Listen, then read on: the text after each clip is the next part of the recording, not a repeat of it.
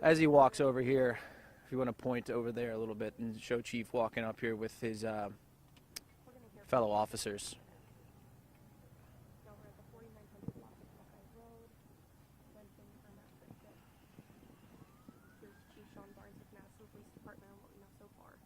Okay, we're ready?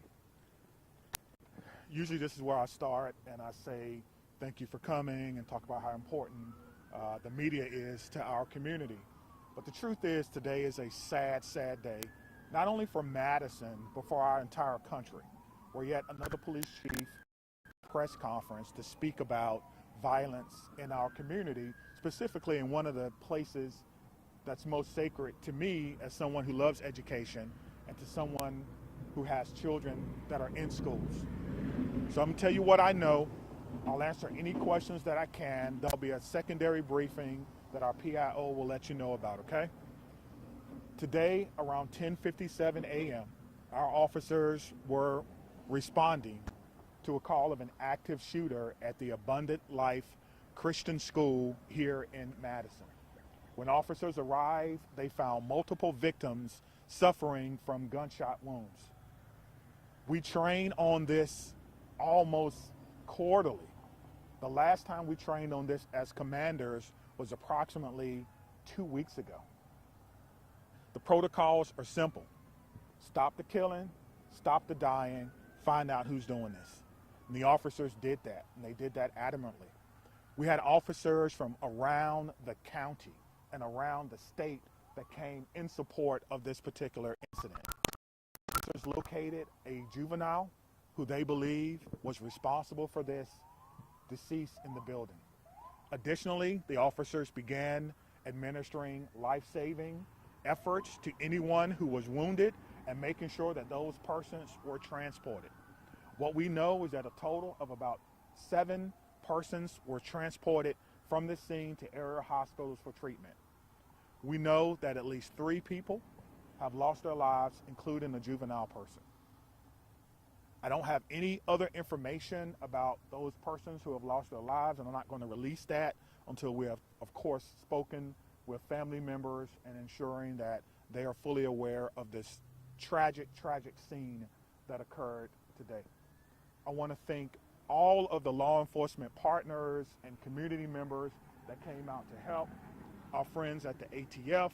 I've gotten calls from my friends at the FBI, the State Patrol, the Sheriff's Office, Monona Police Department, our fire department. It goes on and on and on. Because this is something that we all prepare for, but we hope we never have to do.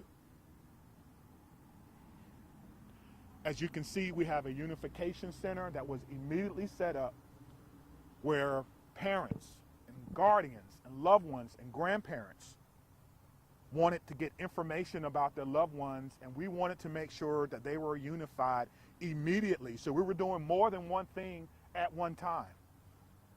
We're still going through methodically clearing that school, clearing every vehicle, and making certain that there's no other threats to this community, which we believe there are none. We immediately alerted our mayor's office, and I've been on the phone with her and her office constantly. We also alerted Madison schools. We put the schools on lockdown, but there's no threats to MMSD schools at this time. But we wanted to make sure that we did our due diligence in this particular case. Again, we're still going through collecting evidence, collecting information, making sure that our community is safe from what is a sad day for our community and for our country. And we have to do a little bit better. I don't have all the answers that you want right now, but I will tell you this: we have some of the best officers in the entire country. Our detectives are amazing. We're going to go and work hard and go through this scene so that we can piece together what exactly happened. Again, there'll be another briefing in about 2 hours, and if I have additional information, I will certainly let you know what that information is. Again, around 10:57 a.m., officers responded to an active shooter. They responded per our protocol. They found the person who they believe was responsible, who was down, deceased. We know that it's juvenile. We know that there are other persons who have lost their lives. We know that we've transported about 6 people after giving them life-saving measures. It's important to notice too that about 3 miles from here is our training center. Today, our special event team medics were in training. And so they got to practice in real time. They left the training center immediately and came down here and doing in real time what they were actually practicing for. And that's why training is so important, and making sure that we can provide the best possible training and the best possible response for our community members. I'm asking everyone to send your heartfelt wishes and prayers and thoughts yet again to a community, but this time it's my community. Dylan? Yeah, can we start over here on Sure. questions? Chief, you mentioned you're a father. You're the police chief here in Madison. What emotions are you feeling right now after going through all that? To be honest with you, I'm feeling a little dismayed now. I'm so close to Christmas. Every child, every person in that building is a victim and will be a victim forever. And these types of trauma don't just go away.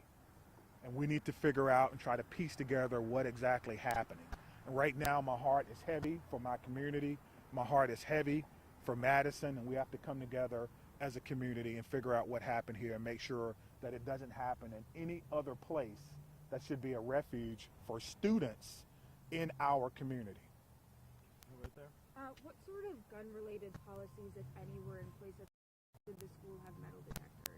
I'm not aware that the school had metal detectors, nor should schools have metal detectors. School, it's a safe space. So I don't know. Again, it is a private Christian school. It is not under the authority of MMSDs, and that is something that we'll have to look into.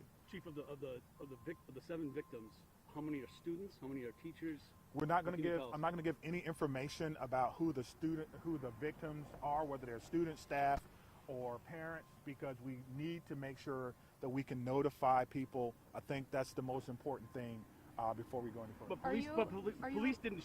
They never fired their weapons. She That took is her own correct. life, correct? I don't know if it's a male or female, but the police department did not fire their weapons. Thank you. Scott. Are there 3 fatalities you mentioned, including the suspected shooter? That's correct. Yes, sir.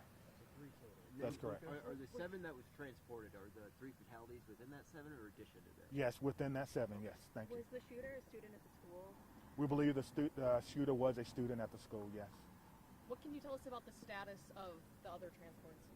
We know that they range from minor injuries to life-threatening. I know that's a huge, spectrum, but that's what we know now. And so we need everyone, again, to send your thoughts and your prayers out to them. One thing I do know is that we have some of the best medical care in the country here in Madison, and so we hope that everyone will recover, but at this time we don't know.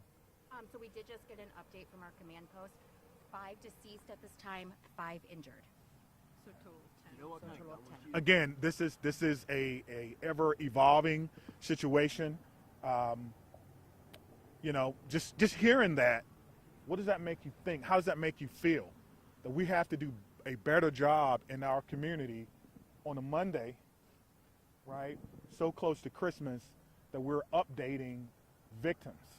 And so there's a lot of work that has to be done, and we're committed to doing that work. We just ask for your patience.